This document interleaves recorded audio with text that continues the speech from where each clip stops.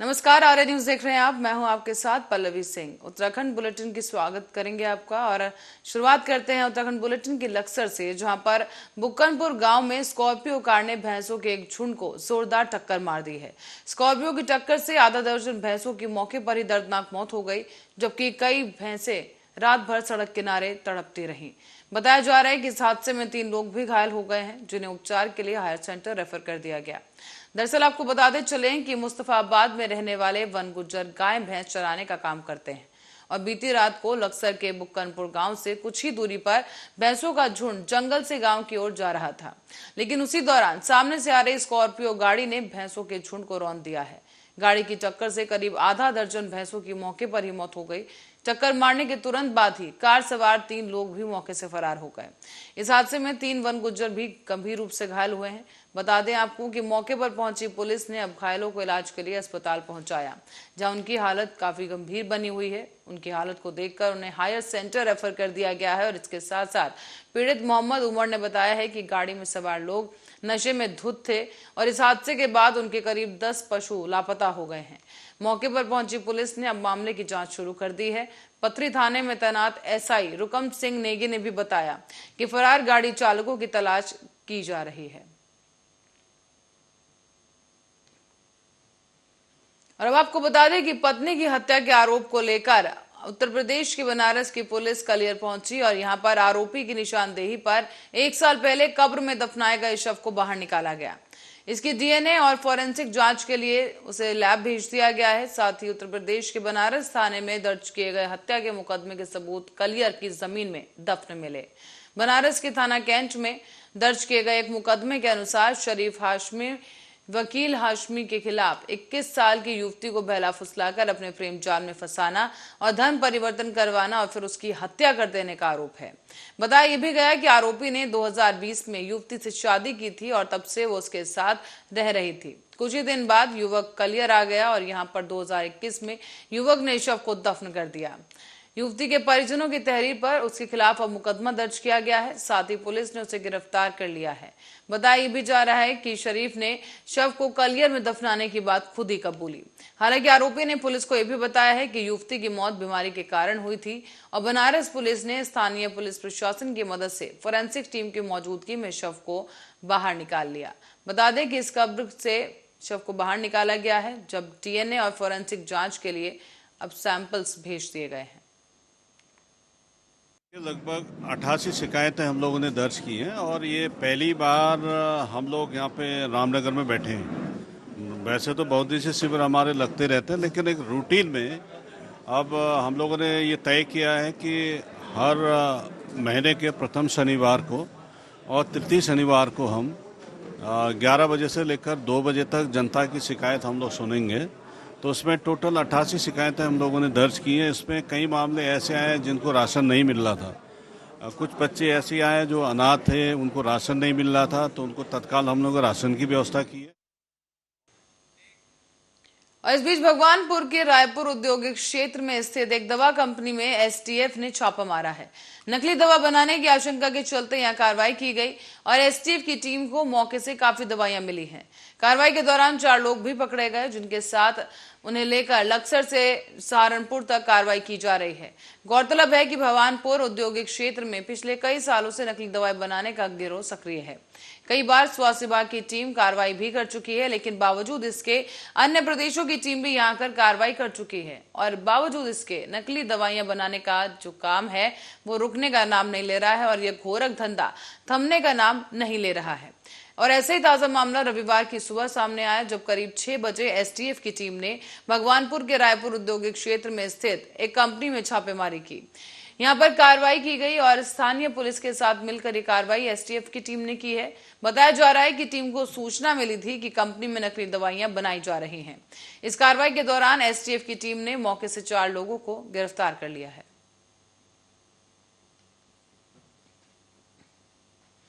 और मुख्य निर्वाचन आयुक्त राजीव कुमार अपनी सहयोगी उत्तराखंड की मुख्य निर्वाचन अधिकारी सौजन्या और अन्य अधिकारियों के साथ उत्तराखंड के पहाड़ों में पैदल ही 18 किलोमीटर की चढ़ाई पर मतदाताओं से मिलने पहुंचे।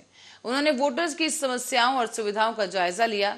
साथ ही किमाणा और डुमा गांव के लोगों ने उनका भव्य स्वागत भी किया है। देश के मुख्य निर्वाचन आयुक्त के दौरे के बाद सड़क, शिक्षा और स्वास्थ्य सेवाओं से वंचित इस क्षेत्र के लोगों में विकास की उम्मीद जगी है। साथ ही आपको बता दें कि जुमक गांव तक सड़क मार्ग से 18 किलोमीटर पगडंडी वाले रास्ते पर चलकर पहुंचा जा सकता है और वहीं सबसे दूरस्थ पोलिंग बूथ भी है और उनका कहना है कि इसका मुआयना किया गया है। और साथ ही सीईसी राजीव कुमार ने कहा कि उनका यहां आने का मकसद दूरस्थ क्षेत्रों में जाकर पोलिंग पार्टियों का हौसला बढ़ाना है, ग्रामीणों में मतदान के प्रति उत्साह बढ़ाना है।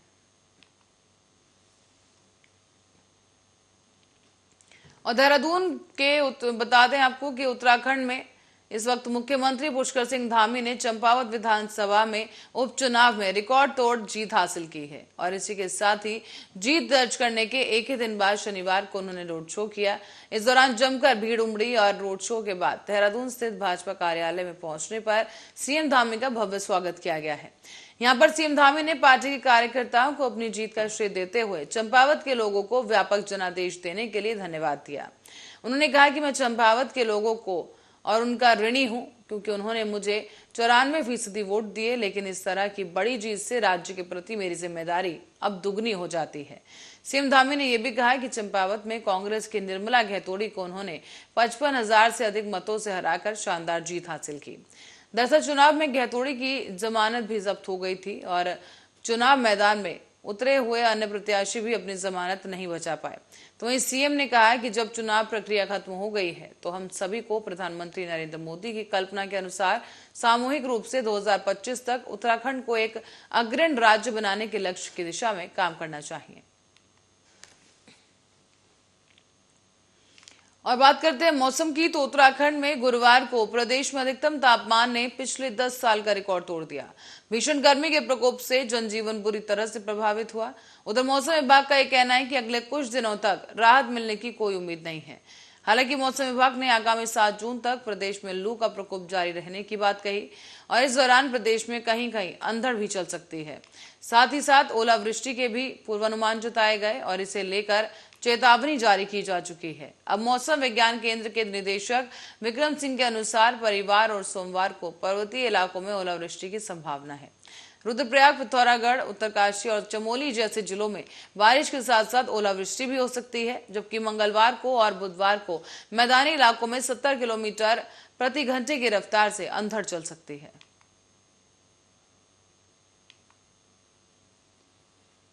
और इस बीच उत्तर प्रदेश के बाद अब उत्तराखंड में भी धार्मिक स्थलों से जुड़े कई मामलों पर सरकार एक्शन मोड में नजर आ रही है। दरअसल उत्तराखंड पुलिस ने भी अब बाकायदा एक अभियान चलाकर जून के शुरुआती दिनों में ही धार्मिक स्थलों से करीब 258 लाउडस्पीकरों को हटा दिया है। दूसरी तरफ उत्तराखंड में पिछले कुछ दिनों से मजारों की जांच को लेकर खलबली मची थी और इसी सिलसिले में अब प्रदेश कांग्रेस अध्यक्ष करण माहरा ने एक बड़ा बयान दिया है।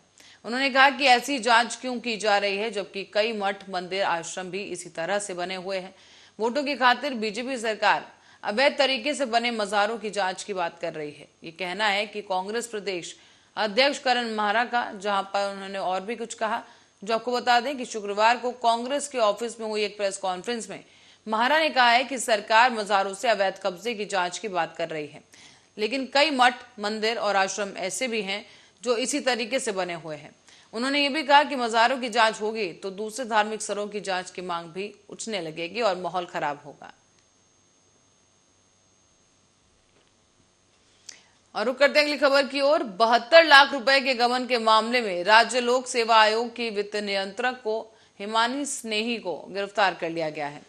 आरोप है कि उन्होंने साल 2016 से साल 2021 के दौरान उत्तरकाशी में वरिष्ठ कोषाधिकारी रहते हुए मृत पेंशनरों को जीवित दिखाकर उनकी पेंशन अपने नाम पर की और परिचितों के खाते में भी सरकारी धन डाल दिया गया।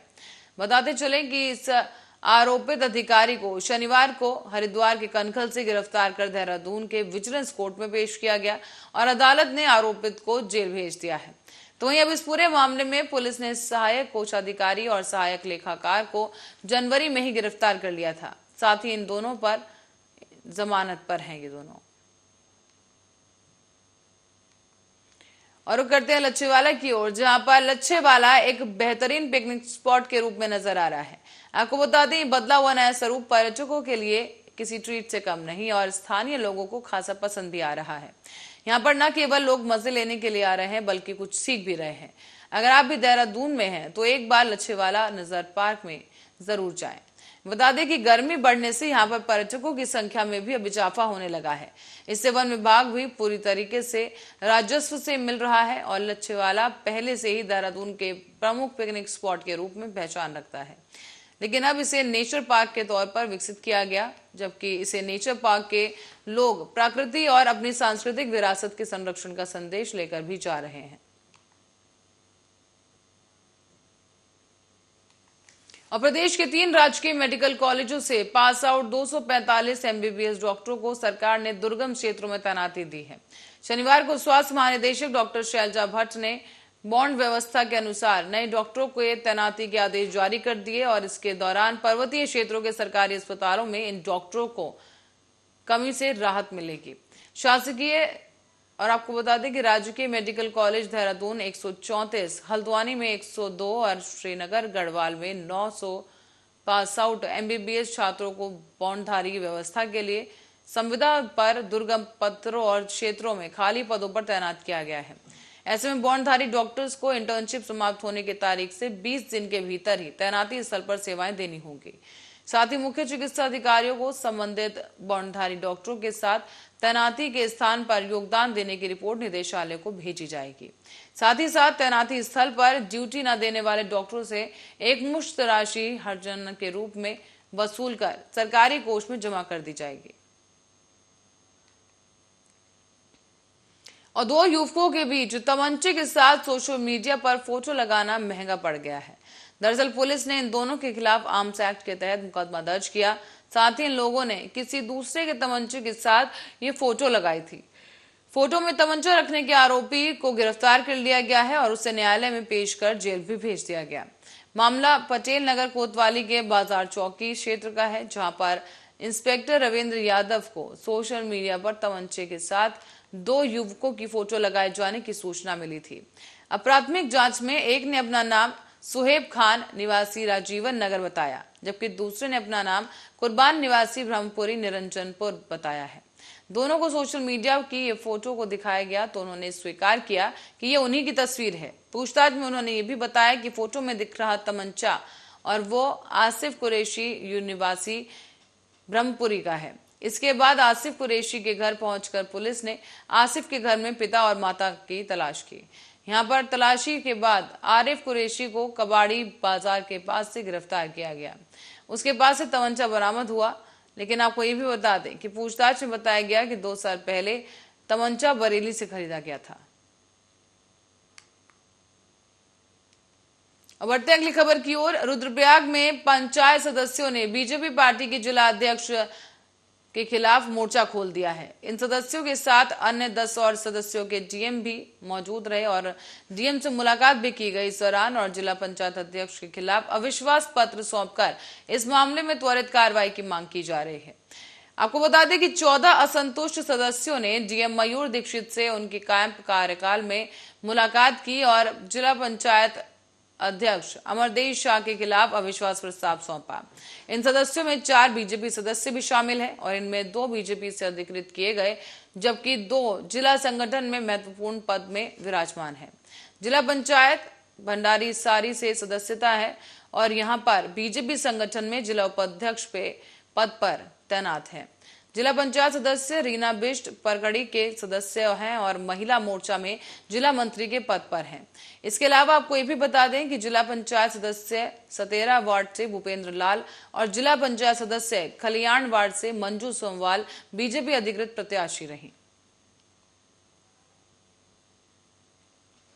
और देहरादून से खबर सामने आ रही है, जहां पर शहीद प्रवीण गुसाई शनिवार को पंचतत्व में विलीन हो गए। देश के लाल को हजारों की संख्या में लोगों ने श्रद्धांजलि दी और गुरुवार को जम्मू कश्मीर के शोपिया जिले में लहूलुहान हालत में टिहरी जिले के धनसाली के नैलचामी पुंडेली निवासी प्रवीण गोसाई रात को पेट्रोलिंग के दौरान अपने अन्य साथियों के साथ आईईडी की धमाके की चपेट में आ गए। इस धमाके में 6 से 7 जवान घायल हो गए, जिन्हें श्रीनगर उपचार के लिए ले जाया गया। हालांकि उपचार के दौरान प्रवीण गोसाई शहीद हो गए। गौरतलब है कि पिछले 23 मई को 1 महीने की छुट्टी पर पूरी करके वो अपनी ड्यूटी पर लौटे थे और 26 मई को अपनी ड्यूटी पर तैनात हुए, जिसके बाद एक ही हफ्ते के भीतर घर भर दहशत छा गई। आपको ये भी बता दें कि उनकी शहादत की खबर घर पर पहुंचते ही सबका बुरा हाल है। शहीद प्रवीण गुसाई 2012 में आर्मी के 15वीं लाइन में भर्ती हुए थे और हाल ही में शहीद प्रवीण गुसाई जम्मू कश्मीर में देश की सेवा में कार्य कर रहे थे। प्रवीण गुसाई का परिवार अपने भाई के साथ देहरादून के बंजारावाला में रहता था और अब रिटायर हवलदार प्रताप सिंह गुसाई के नम आंखों से उन्होंने अपने बेटे को मुखाग्नि दी। दरअसल प्रताप सिंह गोसाई का बड़ा बेटा जापान के एक होटल में कार्यरत है, जो कि समय पर नहीं पहुंच पाया। इसी के बाद पिता ने ही अपने छोटे बेटे को मुखाग्नि दी है।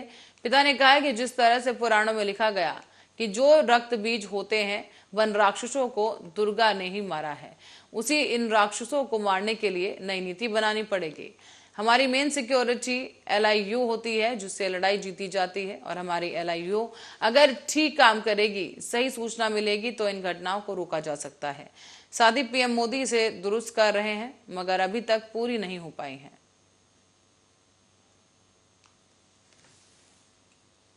और अब बढ़ते हैं अगली खबर की ओर। उत्तराखंड में स्पेशल टास्क फोर्स ने रविवार को नकली दवा बनाने वाली कंपनियों पर छापेमारी की। इस दौरान STF ने करीब 15 लाख नकली टैबलेट्स बरामद किए, जिसकी बाजार में कीमत करीब 1 करोड़ रुपए बताई जा रही है। STF को इन दवा बनाने वाली कंपनियों में कई दूसरी नामी कंपनियों की दवाइयों के रैपर भी मिले और पुलिस द्वारा मिली जानकारी के मुताबिक शुरुआती जांच में पता चला है कि इन नकली दवाओं को ब्रांडेड दवाइयों के रैपर में डालकर ऑनलाइन ऑर्डर किया जाता था और ऑर्डर से बेचा जाता था। STF को खुफिया सूत्रों से इसकी जानकारी भी मिली थी और इसी के बाद अब रविवार को सुबह ही 6 बजे से हरिद्वार और यूपी के सहारनपुर जिले में इन कंपनियों पर कार्रवाई शुरू कर दी गई। इस छापेमारी में इतनी भारी मात्रा में नकली दवाइयां पकड़ी जाने के बाद अब STF की टीम कई लोगों से पूछताछ कर रही है। इस गोरख धंधे में शामिल लोगों की धरपकड़ भी लगातार की जा रही है।